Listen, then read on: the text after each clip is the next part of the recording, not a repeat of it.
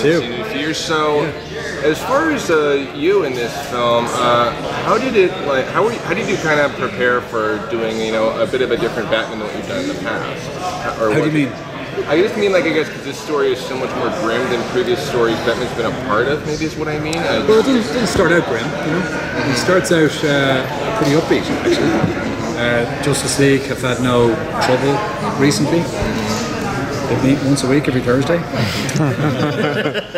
Talk about stuff that's going on, and Batman's saying, by the way, I can't make it next week because I got a parent-teacher meeting with Damian, his ninja assassin's son.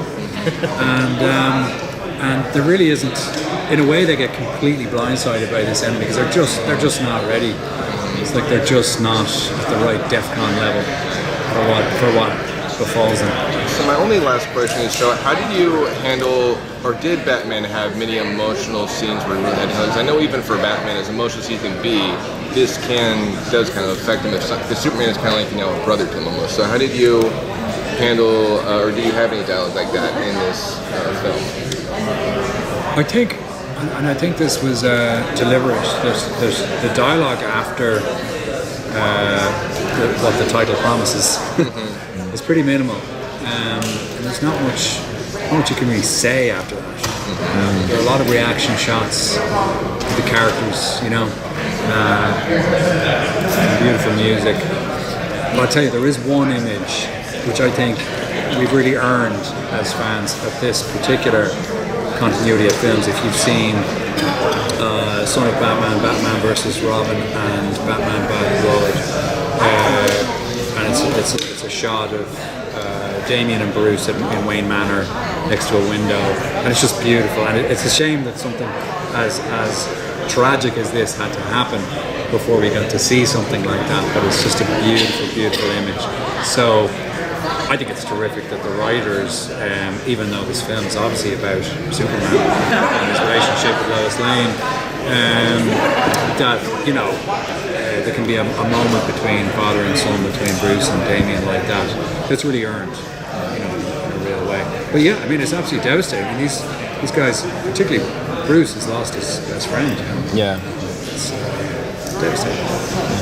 Is it cool again to continue that continuity with Damian to this point from all the other films? That's what I'm saying. It's great, It's great to have that, and it means that if you're a real fan, you can watch them all, chronologically and still follow that. It's almost like you could binge watch the whole thing because it plays like a series, and so all these character relationships are built, movie after movie, regardless of what the title is, whether it's Dawn of Atlantis or Batman Bad Blood or Justice League Dark or whatever. There's little bits here and there that keep moving it forward, which I think is great.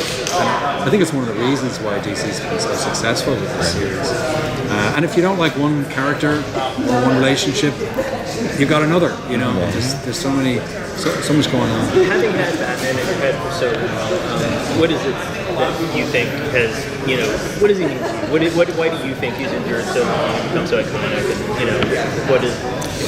I don't know, I've been asked that question before, and I may possibly have changed my answer a couple of times, but I think it's honestly because I think there's a bit of Batman in all of us. I think any time there's so much commonality, so much shared history. I think we've all had trauma to a certain degree in our childhoods, and I think that does affect who we are. But choosing how we use that and what decisions we make as adults really defines who we are. So I think that's got a lot to do with Batman and his origin story. And so I think anytime we try to do the right thing, either as a result of or in spite of something dark that happened to us as children, we are being Batman-like, and I just think that's really why it's endured so long. And also this idea of someone with such darkness about him that's capable of such good. I think that's really that is the word contradiction is just fascinating. Do you have any particular favorite Batman stories or versions of Batman that resonate with you the most? I really like the Dark Knight comics when they came out. Dark Knight Returns? Sorry, Dark Knight Returns, yeah. Frank Miller.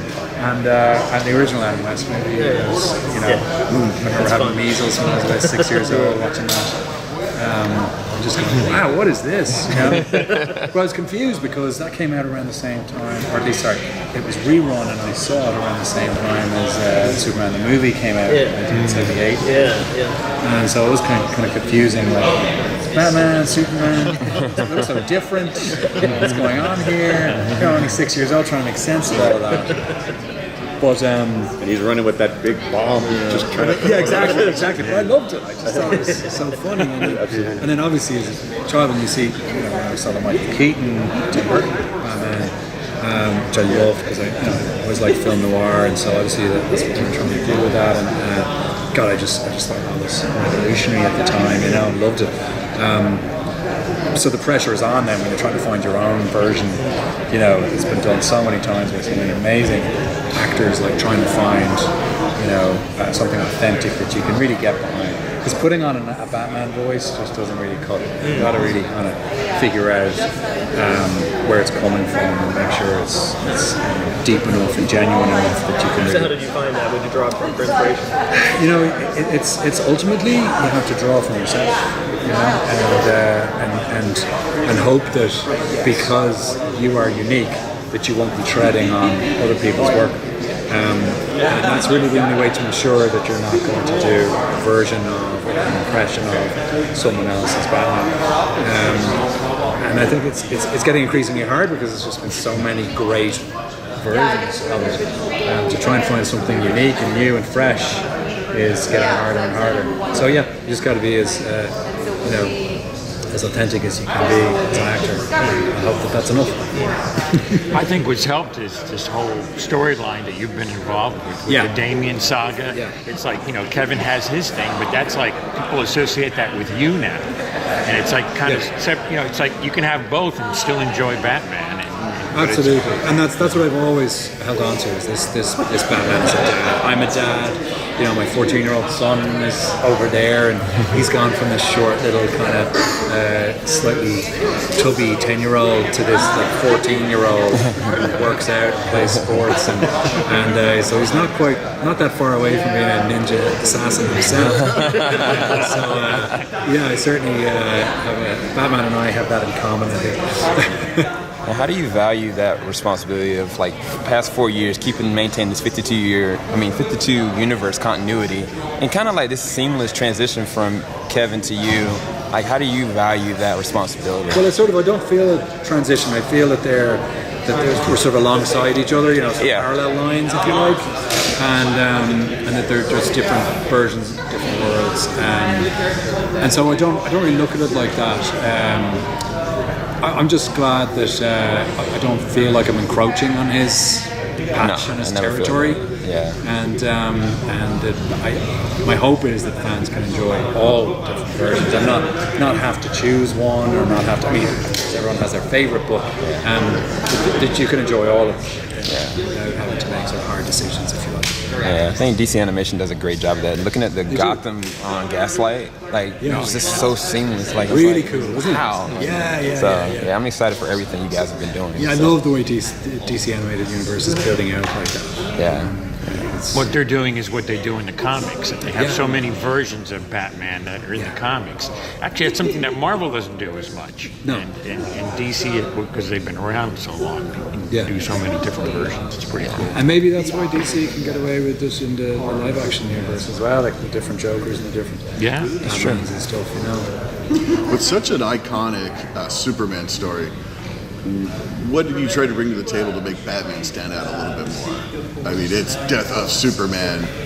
And Batman's in. Right, and also Batman, which is obviously a huge hero part of the Trinity, but what do you bring to the table to make sure, hey, Batman's here, and he's still a big player in this? I really do.